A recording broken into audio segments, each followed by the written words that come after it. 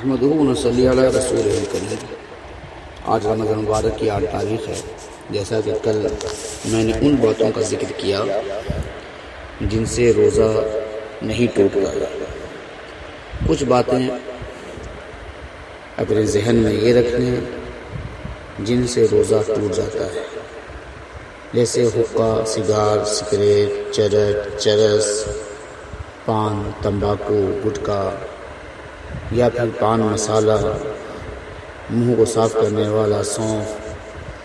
دھنیا دانہ، ان تمام چیزوں کو کھانے سے پینے سے روزہ ٹوٹ جاتا ہے۔ اگرچہ اپنے خیال میں حلق تک دھواں نہ پہنچاتا ہو، یا پان کھانے والے، تمباکو کھانے والے اپنے خیال میں خوب اچھی طریقے سے پی تھوک دیتے ہیں، لیکن پھر بھی روزہ جاتا رہے گا، کیونکہ اس کے باریک اجزاء ضرور حلق میں پہنچتے ہیں۔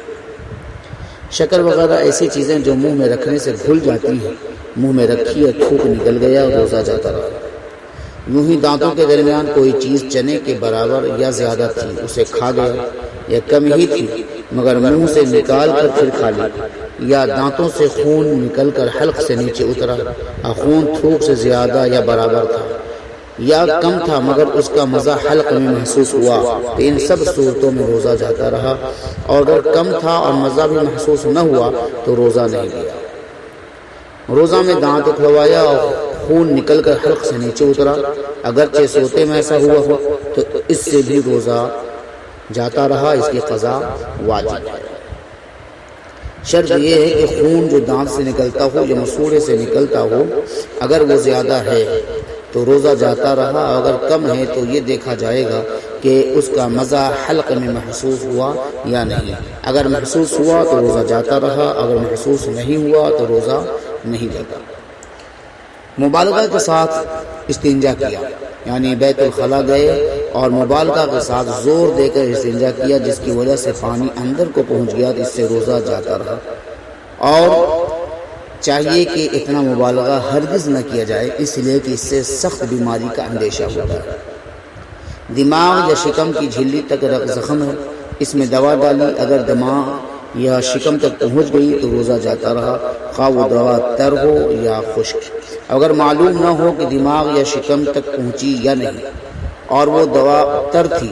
جب بھی جاتا رہا اور خشک تھی تو نہیں، یعنی آپ کو اگر یہ معلوم ہے کہ شکم تک یا دماغ تک یہ دوا پہنچ چکی ہے، خواہ وہ تر ہو یا خشک، آپ کا روزہ جاتا رہا۔ لیکن یہ معلوم نہیں ہے کہ وہ دوا پہنچی یا نہیں پہنچی، اس حالت میں اگر معلوم نہ رہنے کے باوجود اگر دوا تر تھی تو روزہ جاتا رہا، اگر خشک تھی تو نہیں۔ اس طریقے سے کوئی شخص کلی کر رہا تھا، بلا قصد پانی حلق سے اتر گیا یا ناک میں پانی چڑھایا اور دماغ کو چڑھ گیا، روزہ جاتا رہا۔ یہی وجہ ہے کہ رمضان مبارک میں یا جب بھی وہ روزہ رکھیں تو وضو کرتے وقت غرغرہ نہ کریں، احتیاط کریں، ناک میں زور سے پانی نہ کھینچیں، یہاں تک کہ اگر غسل جنابت بھی ہو، یعنی پاک ہونے کے لیے اگر آپ غسل کر رہے ہوں، تب بھی آپ غرغرہ آپ مبالغہ کے ساتھ نہ کریں، کلی صحیح طریقے سے کر لیں، اس لیے کہ غرغرہ کرنے سے اور زور سے پانی چڑھانے سے اس کا خدشہ رہتا ہے کہ وہ دماغ تک پانی پہنچ جائے، اور جیسے ہی آپ کا مبالغہ کے ساتھ غرغرہ کرنے یا پانی کھینچنے کی وجہ سے اگر پانی پہنچا تو آپ کا روزہ جاتا رہا۔ اسی طریقے سے اگر کوئی شخص سونے میں پانی پی لیا یا کچھ کھا لیا یا منہ کھولا تھا اور پانی کا قطرہ یا اولا حلق میں جاتا رہا، ان تمام چیزوں سے روزہ جاتا رہے گا۔ اور سوال یہ ہے کہ بعض ذہنوں یہ بات آتی ہے کہ بھول کر پی لینے سے یا کھا لینے سے روزہ نہیں جاتا، لیکن غرغرہ کی حالت میں اگر تھوڑا سا پانی اتر جائے یا وضو کرتے ہوئے ناک میں پانی چڑھایا، ذرا سا اوپر چلا گیا تو اس سے روزہ ٹوٹ جاتا ہے۔ اس کی وجہ کیا ہے تو ذہن میں یاد رکھیں کہ بھول کے کھایا اور پی لیا یہ الگ مسئلہ ہے، لیکن وضو کرنے میں آپ کلی کی حالت میں پانی اگر حلق سے نیچے چلا گیا تو یہ بھولنا نہیں بلکہ احتیاط نہ کرنے کی وجہ سے ہے، تو چونکہ آپ نے احتیاط نہیں کیا ہے اس لیے روزہ جاتا رہا۔ اسی طریقے سے اگر تھوک جب تک منہ میں ہے اور آپ اسے بار بار آپ اسے اندر حلق نیچے اتارتے ہیں، اسے روزہ نہیں جاتا، لیکن تھوک جیسے ہی آپ کے ہاتھ میں آ گیا یا باہر آیا اور اس کا تار ٹوٹ گیا اور آپ نے اسے پھر اندر لے لیا تو اسے روزہ ٹوٹ جاتا ہے۔ منہ میں رنگین ڈورا رکھا جس سے تھوک رنگین ہو گیا، یا کوئی بھی جیسے کپڑا ہے یا ڈورا ہے یا کوئی سوتا ہے آپ نے منہ میں رکھا اور اس کا جو رنگ ہے، رنگ کی وجہ سے تھوک رنگین ہو گیا، پھر تھوک نکل لیا تو روزہ جاتا رہا۔ اسی طریقے سے ڈورا بانٹنے والے اکثر جو درزی حضرات ہیں وہ سوئی میں دھاگا ڈالنے کے لیے بار بار اس دھاگے کو منہ میں لیتے ہیں، اور پھر وہ ایک بار لیا، دو بار لیا، کئی بار لیا، یوں ہی کئی بار کرتے رہے، اور یہاں تک کہ وہ ڈورے کے کچھ اجزے منہ میں رہ گئے، رنگ منہ میں رہ گیا اور کچھ اس کے ذرات منہ میں رہ گئے، اور پھر وہ حلق سے نیچے اتر گیا تو اس سے روزہ جاتا رہا۔ اور اگر ڈورا کا رنگ بہت ہی خفیف تھا جو تھوک پر غالب نہ آ سکا، تو ایسی حالت میں اور نہ اس کا کوئی مزہ تھا اور نہ کوئی اس کی رطوبت اس سے جدا ہوئی، تو ایسی حالت میں روزہ نہیں ٹوٹا۔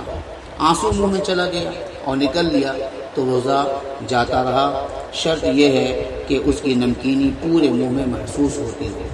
اور اگر نمکینی محسوس نہ ہو، بوند دو بوند اگر منہ میں چلا گیا جس سے اس کی خبر بھی نہ ہوئی تو اسے روزہ نہیں ٹوٹا۔ اسی طریقے سے پاخانہ یعنی بیت الخلا جب بھی آپ جائیں تو اگر کسی کو مرض ہو، مرض کی وجہ سے کچھ پاخانہ کرتے وقت کچھ جسم کے کچھ اعضاء باہر آ جاتے ہیں تو اسے خوب اچھی طریقے سے پوچھ لیا جائے۔ جنہیں یہ بیماری اسے اس پر خوب توجہ دے کہ اسے پوچھ لیا جائے اور پوچھنے کے بعد ہی اٹھیں، ورنہ اگر پانی اندر چلا گیا تو اس سے بھی روزہ جاتا رہے گا۔ اس کے علاوہ ہر کسی کو اس بات کا خیال رکھنا چاہیے کہ جب بھی بیت الخلا جائیں اور استنجا کرنے لگیں تو 15-20 سیکنڈ کے لیے سانس لے کر روک لیں، اور روکنے کے بعد آپ استنجا کریں اور پھر آہستہ آہستہ سانس چھوڑیں اور پھر کھڑے ہو جائیں۔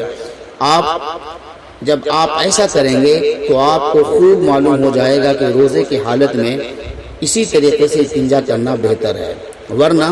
بے احتیاطی میں حال یہ ہوتا ہے کہ آپ سانس لیتے اور چھوڑتے رہتے ہیں، اور آپ نے استنجا کیا اور استنجا کا اگر قطرہ بھر بھی پانی اگر اندر چلا گیا تو اس سے روزہ جاتا رہتا ہے۔ اسی طریقے سے